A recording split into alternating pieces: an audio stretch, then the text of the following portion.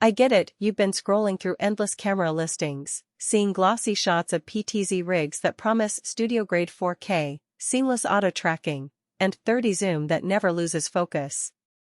Then you click Add to Cart, get it home, and the first thing you notice is the weight of the mount, the lag in the menu, or that the auto-track just jiggles when someone moves a little too fast.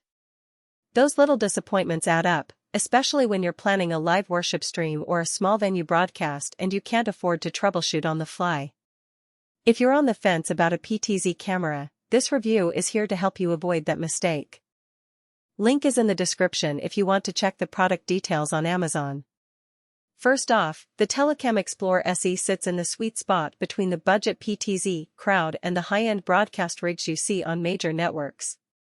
It's a 9-megapixel, 1/1.8-inch sensor crammed into a black housing, delivering true 4K at 60 frames per second.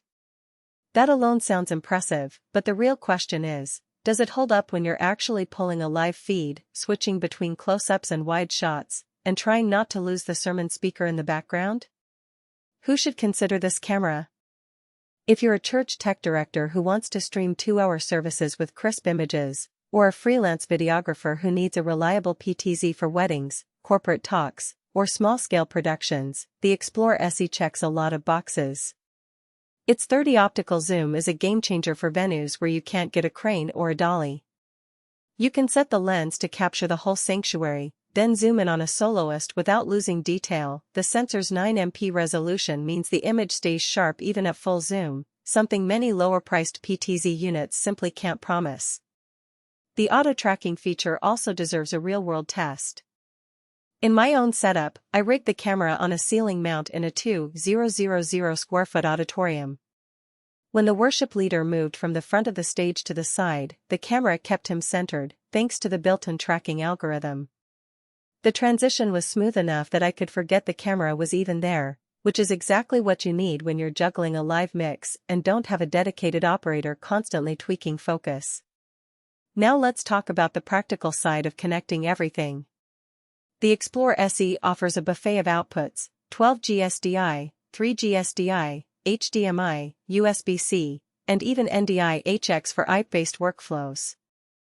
That versatility means you can feed the 4K signal straight into a video switcher, a streaming encoder, or a laptop for quick recordings.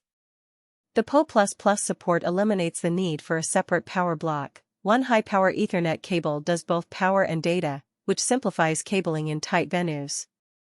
I ran a test with a single Cat6a line feeding the camera from a portable switch, and the signal remained rock-solid, no dropouts even when I cranked the zoom to 30 while streaming at 60 frames per second. One area where the Explore SE truly shines is low-light performance. Many PTZ cameras rely heavily on digital brightening that ends up looking grainy.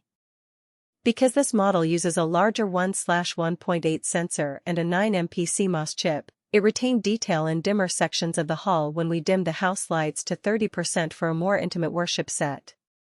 The image stayed clean, and the autofocus didn't hunt constantly, a common nuisance with cameras that can't handle low-light contrast. But no camera is perfect, and the Explore SE has a few honest drawbacks. The menu system, while comprehensive, feels a bit dated. Navigating through the settings with the rotary knob can be a little fiddly, especially if you're trying to fine-tune the tracking sensitivity on the fly. It takes a few minutes to get comfortable, so if you need a plug-and-play unit that you can hand off to a volunteer with no technical background, you might feel a little stuck. Also, while the 30 zoom is optically solid, the focus motor isn't as snappy as the high-end cinema rigs, meaning you'll notice a half-second lag when you swing from a wide shot to a tight close-up. In a fast-paced live event where you need rapid cuts, that lag could be noticeable. Battery confidence isn't a concern here because the camera is powered via PO, but the lack of an internal backup means you're wholly dependent on your network infrastructure. If you're setting up in a venue with an unreliable power grid, you'll want to have a UPS or an uninterrupted power supply on hand. It's not a deal-breaker, but it's worth planning for. Another nuance is the lens ecosystem. The Explore SE comes with a fixed 30 lens that covers a decent focal range, but the camera doesn't support interchangeable lenses.